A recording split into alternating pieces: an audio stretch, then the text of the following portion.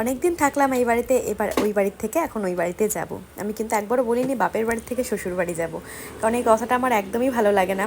আমার মনে হয় যে এটাও একটা বাড়ি ওটাও একটা বাড়ি, তবে যে বাড়িতে আমি এতদিন ধরে থাকলাম সেই বাড়িটা হঠাৎ করে পর হয়ে যাবে সেটা কখনো হতে পারে না। আমার সাথে কারা কারা একমত তারা কিন্তু অবশ্যই কমেন্ট করে জানিও, যে ওখানে গিয়ে শুয়ে বসেই থাকবো, ওখানেও কিছু করব না, আর যেখানে হঠাৎ করে বিয়ে হয়ে গেল সেখানে গিয়ে সব কিছু করবো, সেটাই এটা আমার কাছে কোনো দিনই হতে পারে না। আমার কাছে দুটোই সমান, এটাও যেমন ওটাও তেমন। তো সেই জন্য সকাল সকাল উঠে প্রথমের কাজটা করলাম, সেটা হচ্ছে বিছানা চাদরটা চেঞ্জ করলাম, কারণ দেখলাম যে হালকা একটু নোংরা হয়েছে, গিয়ে একটু সার্ফে ভিজিয়েও রেখে আসলাম, অনেকটা ভিজিয়ে রাখলে বেশ পরিষ্কার হয়। তো সেই জন্য বিছনা চাদরটা চেঞ্জ করে, মানে সকালবেলা ঘুম থেকে উঠে পড়েছি, শুধু শুধু না তুলে ভাবলাম বিছনা চাদরটা পাতিয়ে একবার সব কিছু চেঞ্জ করে ফেলি। তার জন্য এখন চেঞ্জ করেও ফেললাম, আর দেখো তোমাদের সাথে কথা বলতে বলতে চেঞ্জ করাও হয়ে গেল। এক বালিশের কভারটাও খুলে নিলাম যেটা নোংরা হয়েছিল, আর মোটামুটি সব দেখো গুছিয়ে নিচ্ছি। আর এখন না ভোরবেলার দিকে একটু ভালোই ঠান্ডা লাগে, তো গায়ে দেওয়ার মতনই একটা বিছনা চাদর গায়ে দিলেই মোটামুটি হয়ে যায়। তো আমি আর বোন যেহেতু এই ঘরে ঘুমাই, তো এই দেখো সব কিছু গুছিয়ে এখন ঠিকঠাক করে নিলাম। শ্রাবণ মথুরানুটি ব্লগে তোমাদের সবাইকে স্বাগত জানাচ্ছি। আজকে একটু লেট করে ব্লগটাকে স্টার্ট করছি, এখন বাজে সকাল 9:30, আর আমি এখন থেকে ব্লগটাকে স্টার্ট করছি। সকালবেলা উঠে আমি পড়তে যাইনি, যেহেতু কালকে সব নোটগুলো একটু দেখাশোনা করছিলাম, কারণ সামনে আমার এক্সাম রয়েছে, তো সেগুলো করতে গিয়ে আজকে ব্লগটা স্টার্ট করতে দেরি হয়ে গেছে। আর এখন আমি কী কী করলাম সেটা চলো তোমাদের সাথে একটু শেয়ার করি। তো দেখো, যেহেতু আজকে চলে যাবো সেই জন্য বিছনা চাদরটা চেঞ্জ করে নিলাম, কারণ এই গরমের মধ্যে বারবার বিছনা চটকানো হচ্ছে, সেই জন্য বিছনা চাদরটা চেঞ্জ করে বালিশের কভারটা চেঞ্জ করে আমি কাস্তে ভিজিয়ে রাখলাম। আর এগুলো ঘরটা সুন্দর করে গুছিয়ে দেখো আমি ঘরটা এখন মুছে নিয়েছি, সুন্দর করে মুছে নিয়েছি। তো ঘরটা এখন শুকাতে লাগুক, ততক্ষণে তোমার দাদা বললো যে এখানে খাওয়া দাওয়া করবে, রুটি আর আলু ভাজা খাবে। তো চলো এখন রান্না করে যা যাক, বাদ বাকি কাজ পরে করছি, আগে রুটি আর আলু ভাজাটা করি। আজকে বলেনি তাড়াতাড়ি রান্না করতে, তো রান্নাও করেনি, ওর আবার এখানে দরকারও রয়েছে, তো সেই জন্য এখানে চলো আমি আগে ফার্স্টে আটাটা মেখে রুটিটা করে তারপর তোমাদের সামনে আসছি, আর যদি পারি তোমাদের সামনে কিছু কিছু শেয়ার করছি, ঠিক আছে?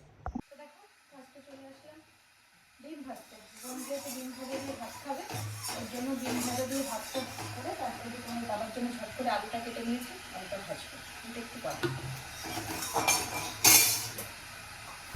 কেউ যদি কোনো জায়গায় না পৌঁছায় না, তাহলে সেই জায়গাটা বুঝতে পারে না। আগে মাও এরকম করতে পারে, আমার মা না আগে অনেক কাজই করতে পারতো, মানে খুব তাড়াতাড়ি খুব স্পিডে কাজগুলো করতে পারতো, যেটা থেকে আমার শেখা।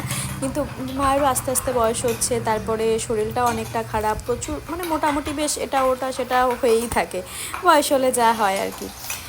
বয়স বলতে খুব বেশি বয়স হয়েছে তা না, কিন্তু মায়ের হচ্ছে প্রেশার রয়েছে, হাই প্রেশার থাকে সবসময়ের জন্য।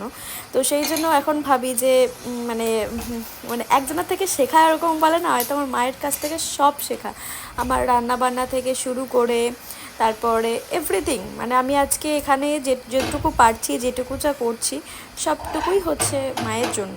কারণ আমার মা সবসময় চাইতো যে আমি এটা শিখি ওটা শিখি সেটা শিখি, মানে হয়তো মানে তার স্বপ্ন ছিল একটা, তো হয়তো সেগুলো পূরণ করতে পেরেছি। তো কার কার এরকম মনে হয় রান্না করতে গেলে অবশ্যই কিন্তু কমেন্ট করে জানাবে। তো দেখো এখানে রেডি হয়ে গেছে, এখানে হচ্ছে আলু ভাজা, এটা ডিম সিদ্ধ, আর এইদিকে দেখো রুটিও হয়ে গেছে, এই যে রুটি হয়ে গেছে, এখন আসলেই খেতে দিয়ে দেবো। আর এটা পুরো ফুলছে, সুন্দর ফুলেছে, পুরো গোল গোল কমপ্লিট। স্নান করে উঠলাম, স্নান করে উঠে তোমাদের সামনে একটু লাইভ করলাম, লাইভ করে এখন যাবো ড্রয়িং শেখাতে, রেডি হতে হবে। যাতে বেশিক্ষণ আজকে লাইভ করিনি, আজকে 18 মিনিট মতো লাইভ করেছি, কারণ ওখানে 12টা থেকে প্রায় 11:30 বেশি বাজে। তো চলো ঝট করে একটু দেখে দিই মা কি রান্না করছে। দেখো এখানে হচ্ছে পাবদা মাছ, তার সাথে মনে হয় বাটা মাছ আছে, সব মাছ দিয়ে বেগুন দিয়ে ঝোল, আমি বেগুন দিয়ে ঝোলটা খুব ভালো খাই। আর এখানে ঝিঙে কেটে রেখেছে, ঝিঙে দিয়ে আলু দিয়ে ঝোল হবে, আর হবে পাট শাক ভাজা। তো এগুলো হতে লাগুক, ততক্ষণে চলো আমি ড্রয়িংটা শিখে ঝট করে চলে আসি।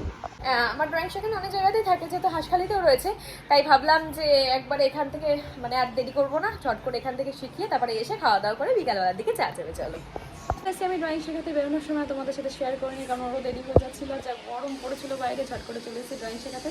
এখনও সবাই এসে পৌঁছায়নি, তো আসুক, তারপরে এখানে ড্রয়িং শিখিয়ে যাবো হাঁসখালি, খাওয়া দাওয়া করে তারপরে এই বাড়িতে যাবো। তো চলো এখন যে আসবে ড্রয়িংটা একটু করিয়ে নিই। তো দেখো ড্রয়িং শিখে চলে আসলাম আমি, এখন বাড়িতে এসে ফ্রেশ হয়ে গেছে। আর এদিকে বোন কি খাচ্ছে জানো, বোন খাচ্ছে হচ্ছে ওই দেখো বিরিয়ানি, ওর একটা ফ্রেন্ডের মানে যে বার্থডে ছিল, বার্থডে হিসেবে বার্থডে চলে গেছে, তো আজকে ওরা সেলিব্রেট করে সেটা খাওয়া দাওয়া করছে বিরিয়ানি। মোগলা গেছিলো, ওখান থেকে সেলিব্রেশন করে এখন মানে ওখানে বসে কেউ খাইনি, বাড়িতে নিয়ে এসেছি।